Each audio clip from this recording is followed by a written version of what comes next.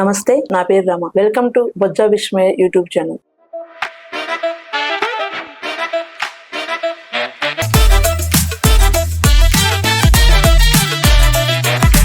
నాయకులు ప్రచారానికి వస్తూ ఫస్ట్ ఏంటంటే కులాన్ని మతాన్ని అడ్డు పెట్టుకుని వస్తారు వాళ్ళు.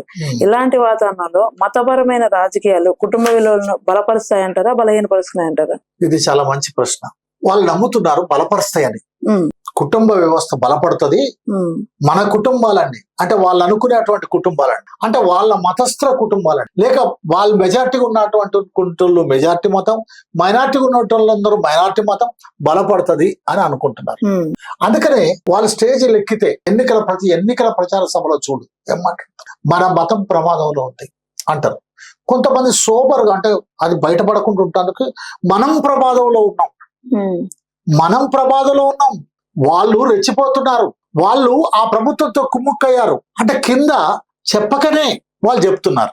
రాజకీయ నాయకుల యొక్క ప్రసంగాలు అట్లా ఉంటున్నాయి. అంతేకాదు ఈసారి ఎన్నికల్లో వింటానరా, ఈసారి ఎన్నికల్లో మనోళ్ళందరూ మనకే ఓట్లు వేసుకోవాలి, మనోళ్ళందరూ మనకే ఓట్లు వేసుకోవాలి. మనోళ్ళంటే ఎవరు? వాడు పని చేస్తాడా, పని చేయడా, వాడికి చదువొచ్చా రాదా, వాడు సమాజం గురించి ఏమన్నా ఇంతకు ముందు త్యాగం చేసినటువంటి చరిత్ర ఉందా, వాడు దోపిడిదారుడా, దొంగ, లేకపోతే ఒక వ్యాపారస్తుడా, లేకపోతే వాడు ఒక రౌడీనా అనే దాంతో సంబంధం లేదు. మనోళ్ళంతా మనకే ఓటు వేసుకోవాలి.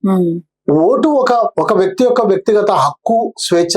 కానీ ఏమో నువ్వు ఎట్టేటి వస్తున్నావు, ఏమయ్యో నువ్వు ఎట్టేస్తున్నావు, ఏరా నువ్వు ఎట్టేస్తున్నావు, ఏమే నువ్వు ఎట్టేస్తున్నావు అని ఇంట్లో కొడుకుల మీద, బిడ్డల మీద, భార్యల మీద, లేక కుటుంబ అమ్మ మీద, తల్లి, అందరు కుటుంబ సభ్యులందరినీ మనకు మనమే ఓటేసుకోవాలి అని ఎవరికి వాళ్ళు ప్రచారం చేసుకుంటున్నారు. ఇది నిజంగా అప్రజాస్వామికమైంది, నిరంకుశమైంది. ఇది ఒక రకంగా తెలియకనే మతాన్ని చొప్పించటం, ఇది రకంగా మతం కాదనే పేరుతోటే మత ప్రచారాన్ని చేసుకోవటం, ఇది ఒక రకంగా మతాన్ని రాజకీయాలను జోడించి నడపటం. మనం అధికారంలో రావటానికి మతమే మనల్ని కాపాడుద్దని నమ్మటం. ఇంతెందుకు, చైతన్య యాత్రల పేరుతోటి ఒకసారి అద్వానీ గారు రథయాత్ర చేశాడు, రథంలో రాముని విగ్రహాన్ని పెట్టుకొని చేశాడు. అతనికి రాజకీయ ప్రచారానికి అది ఉపయోగపడ్డది. నిజానికి అది రాముడు ఒక పార్టీకి సంబంధించిన వ్యక్తి కాదు, వాళ్ళు తీసుకున్నారు. రాముడు ఒక పార్టీకి సంబంధించినటువంటి వ్యక్తి కాదు, కానీ ఒక పార్టీ వాళ్ళు మావాడు అని ఓన్ చేసుకోవటానికి ఒక ప్రయత్నం చేశారు. అలాగనే మతం అనేది కూడా ఒకే మతంలో అనేక పార్టీల వాళ్ళు ఉన్నారు, అనేక ఆలోచనలు కలిగిన వాళ్ళు ఉన్నారు. అందుకని బొక్కలు తింటామని ఎట్లయితే మెడకేసుకోరో అట్లనే ఒక మతానికి సంబంధించిన వారమని మరో మతం పైన విషం చిమ్మటాన్ని కూడా కొందరు అంగీకరించారు. చేయకూడదు కూడా, తప్పు కూడా.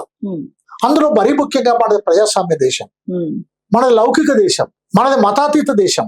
మన రాజ్యాంగం ప్రపంచ దేశాల్లో చాలా ఒక గొప్ప పెద్ద ప్రజాస్వామిక దేశంగా మన రాజ్యాంగంగా అది పేరు పొందింది.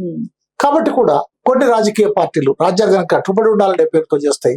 కొన్ని రాజకీయ పార్టీలు ఆ రాజ్యాంగం ఏం చెప్తే నాకేంది, నేను అధికారంలో రావడానికి ఏమైనా ఉపయోగిస్తానని అనుకుంటారు. సో ఆ విధంగా అట్లా ఉంది. అట్లాగే ఇవాళ మనం స్థానికల ఎన్నికలు కూడా మన తెలంగాణలో ఎన్నికలు జరిగాయి.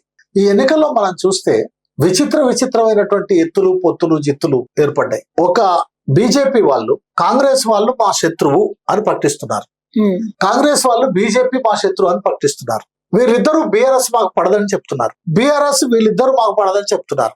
అలాగనే వామపక్షాలు. కానీ అసలు ఏ పార్టీతో పొత్తు పెట్టుకోకుండా లేదు. ఇవాళ బీజేపీ కాంగ్రెస్ తో బిలకత్తయింది, కాంగ్రెస్ తో బీజేపీతో బిలకత్తయింది, బీజేపీ బీఆర్ఎస్ తో బిలకత్తయింది, బీఆర్ఎస్ కాంగ్రెస్ తో బిలకత్తయింది.